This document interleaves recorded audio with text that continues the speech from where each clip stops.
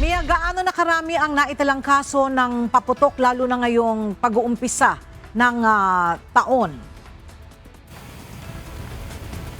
Magandang tanghali, Ella. Umakyat na sa 235 itong kaso ng firework-related injuries base sa inilabas na datos ngayong araw ng Department of Health. Bagamat mayroong 62 na dagdag na kaso ngayong araw, January 1, ay ayon sa ahensya, mas mababa ito kumpara sa kaparehong panahon noong January 1, 2025.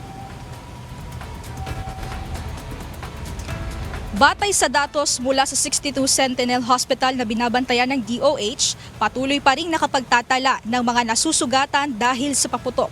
Karamihan ay mga kabataang 19 years old pababa. Sa tala ng ahensya, 69% ng mga biktima ay minors, habang 31% naman ang edad 20 pataas. Pinakamarami ang nasugatan dahil sa mga paputok na hindi matukoy ang uri, kasunod ang Boga at 5-star. Mula December 21, 2025 hanggang alas 4 ng umaga, January 1 ngayong araw, umabot sa 235 ang kabuuang kaso ng paputok-related injuries kung saan 161 ang mas bata sa 19 years old. Bagamat 62 ang nadagdag na pinakabagong ulat ngayong araw, mas mababa ito kumpara sa nakaraang taon na may 42% na pagbaba sa kabuuang bilang ng kaso.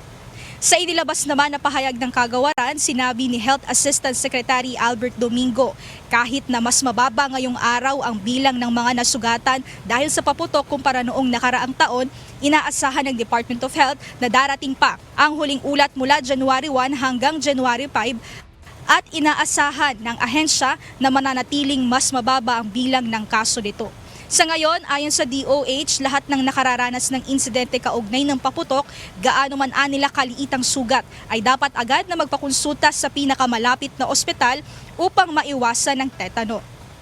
Ang mga sintomas ng tetanus ay hindi agad lumalabas at maaaring magpakita pagkaraan ng humigit kumulang 8 araw at ang ilang kaso na umaabot ng 21 days ay maaari nang maging nakamamatay.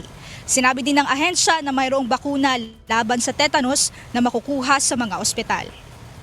Bukod dito, Ella, sinabi ng DOH na sakaling mayroong makaranas agad ng emergency ay huwag mag-atubili na tumawag sa National Emergency Hotline na 911 upang agad na marespondehan. At yan muna ang update mula dito sa Quezon City. Balik sa iyo, Ella. Maraming salamat, Mia Alonzo.